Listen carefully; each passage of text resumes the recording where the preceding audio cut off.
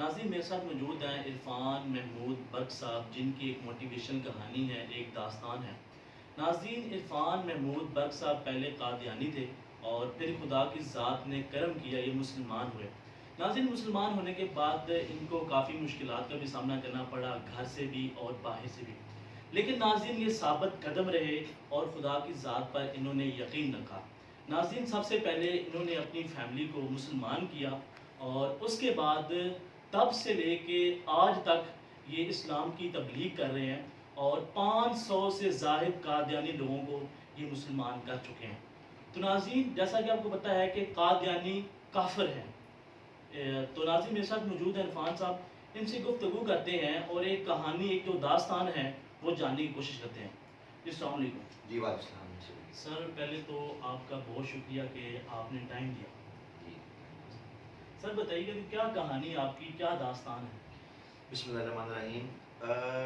میرے جو دادا تھے نا جی، پڑھے لکھے نہیں تھے، بچپن کے زمانے میں ان کی پیدائش قادیان کی ہے، یہ ضلع گرداسپور ہے، بھارت کا ایک صوبہ ہے، وہاں پہ پیدا ہوئے، وہیں سے وہ سلسلہ چلا۔ ان کے والدین جو تھے وہ ان کی ڈیتھ ہو چکی تھی، بچپن کا زمانہ تھا، تو مرزا قادیانی یہ وہ مردود شخص تھا، یہ وہ کذاب تھا جس نے خود کو اللہ کا نبی کہا، رسول کہا، اور یہ اس نے انگریزوں کے کہنے سے معاذ اللہ کے نبی کی عزت پہ اٹیک کیا اور عقیدہ ختم نبوت پہ ناپاک حملہ کیا۔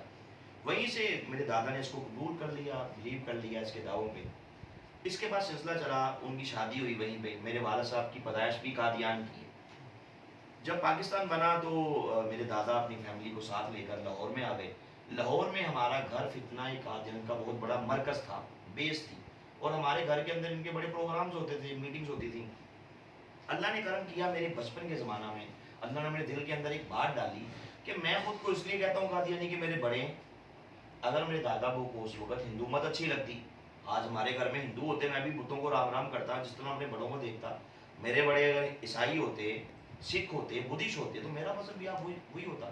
تو مجھے اس پہ دیکھنا چاہیے، ریسرچ کرنی چاہیے، ریالٹی کیا ہے، مجھے حقائق تک پہنچنا چاہیے۔ اللہ اس کے رسول نے قرآن پاک کے اندر، احادیث کے اندر کیا کیا احکامات نازل فرمائے، کیا کچھ کہا، مجھے وہ پڑھنا چاہیے۔ اور اگر کوئی ایسی بات مجھے اللہ رسول کی باتوں کے خلاف مرضیت میں ملے گی تو میں نے یہ تہیہ کر لیا کہ میں اس کو چھوڑ دوں گا۔ سر یہ بتائیے کہ یہ خیال آپ کو کیسے آیا؟ جی دیکھیے، اللہ تعالیٰ کا خاص کرم ہوتا ہے، اس کی رحمت ہوتی ہے کہ میں اکثر دیکھتا تھا کہ ہمارے محلے کے اندر لوگ ہمارا بھائی کاٹ کرتے ہیں، قادیانیت کے نام کو ایک گالی کے طور پہ لیتے ہیں۔ ہمارے گھر میں محلے میں کوئی تقریب ہوتی، خوشی کا فنکشن ہوتا، وہ سب کو انویٹیشن کارڈز بھیجتے، سب کو انوائٹ کرتے، ہمارا بھائی کاٹ کرتے۔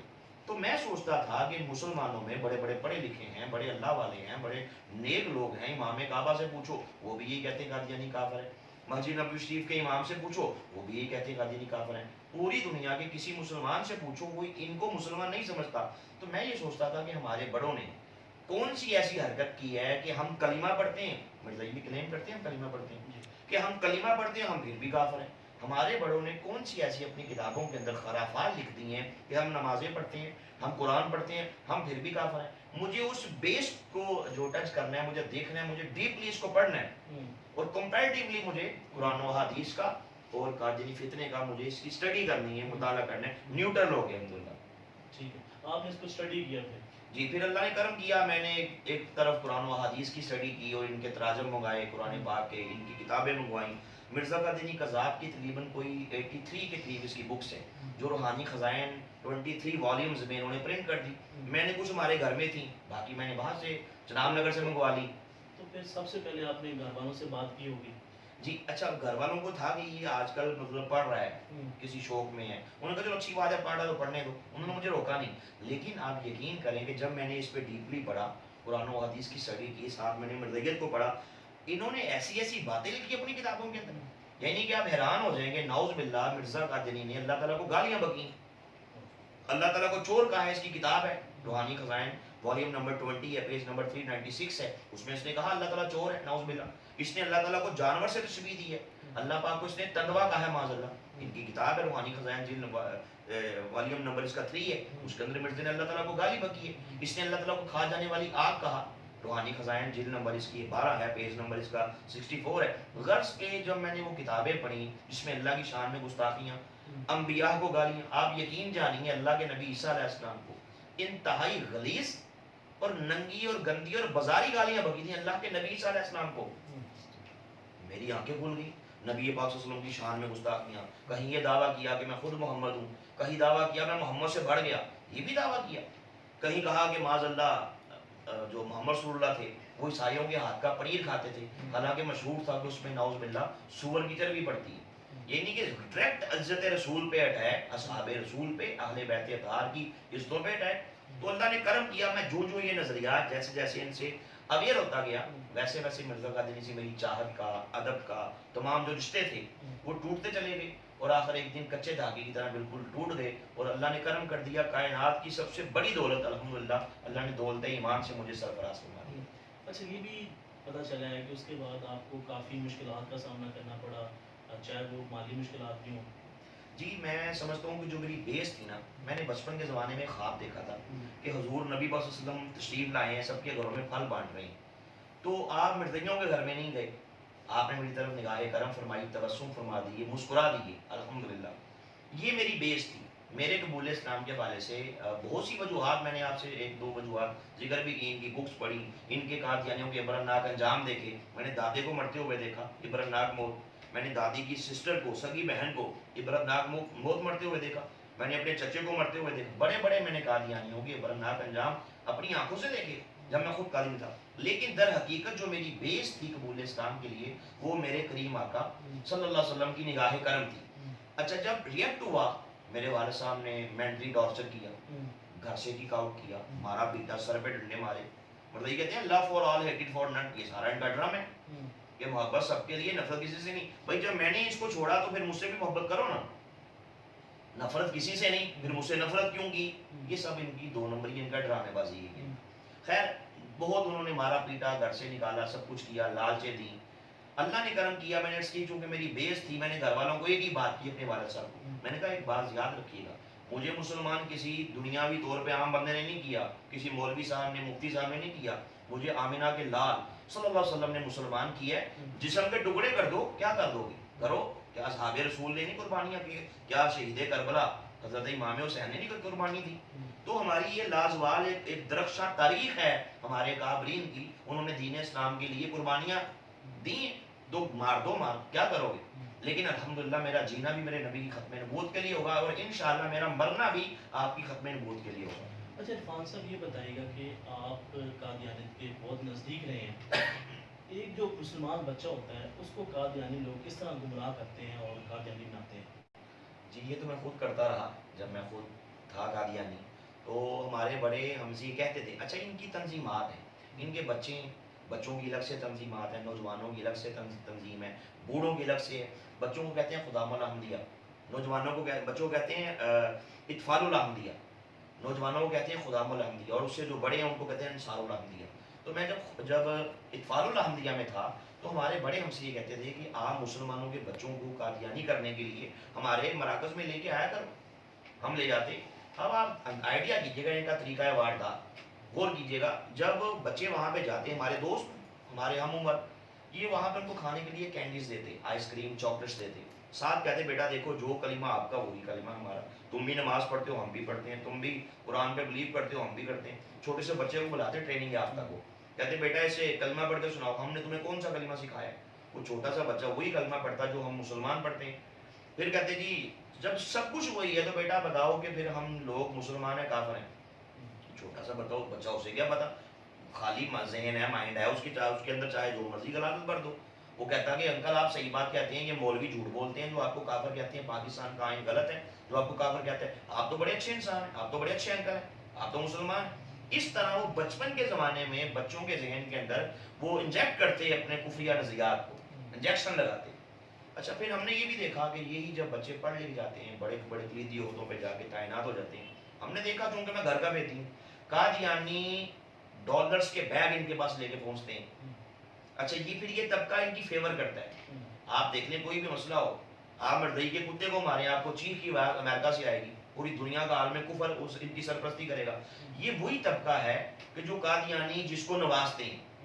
پھر یہ وہی طبقہ ہے کہ جو آپ کو یہاں پاکستان میں بیٹھا نظر آئے گا کہ پاکستان کے بڑے بڑے سیٹوں پہ بیٹھ کے جن کے غلیظ قلم چند ٹکوں کے لیے مردئی لڑکیوں کے لیے وہ اللہ کے نبی کی عزت کے خلاف وہ معاذ اللہ حرکت میں آتے ہیں. کبھی کہتے ہیں کہ پاکستان سے نموس رسالت کو ختم کرو، قانون کو، قوانین کو، کبھی حتم نبوت کے قوانین کو ختم کرو، کبھی کہتے ہیں ظلم ہے، کبھی کہتے ہیں مردیوں کو مسلمان ڈکلیئر قرار دو. تو اس طرح کے معاملات ہوتے ہیں. پھر یہ وہ جن کی بچپن کے زمانے میں برین واشنگ ہو جاتی ہے، تو پھر قادیانیوں کے لیے آسان ہوتا ہے کہ ان سے جو چاہو اپنی مرضی کے فیصلے لینا. تو یہ پھر یہ بڑا خطرناک کام ہے قادیانیوں کا. اچھا یہ بتائیے گا کہ ایک جو شعور انسان ہوتا ہے، ٹھیک ہے، میچور انسان ہوتا ہے، تو اس کو یہ کس طرح گمراہ کرتے ہیں؟ دیکھیں جی بات یہ ہے کہ قادیانیوں کے ہتھ کنڈے ہیں مختلف. لڑکیوں کے نام پہ مسلمانوں کو ڈی ٹریک کرتے ہیں. جابس کے نام پہ کتنے مسلمان ہیں بیچارے جاب لیس ہیں، کہتے ہیں آؤ ہم آپ کو جاب دلاتے ہیں. کتنے مسلمان، میرے پاس مثالیں ہیں، میری انشاءاللہ اس پہ ایک بک میں ورکنگ کر رہا ہوں. لالچ دیکھ کے میرے خیال سے یہ باہر کے ممالک میں بلاتے ہیں. جی میں بس کر رہا ہوں کہ میری نیکسٹ بک اسی ٹاپک پہ آ رہی ہے. ویزے کے نام سے کتنے مسلمان انہوں نے ڈی ٹریک کر دی. اچھا ہوتا یہ ہے یہ ویزے دیتے ہیں، پیسہ دیتے ہیں. ہم نے دیکھا کئی ایسے رکشہ ڈرائیور ہیں، ان کے پاس جناب آج بنگلوں میں رہ رہے ہیں، کہاں سے آیا پیسہ؟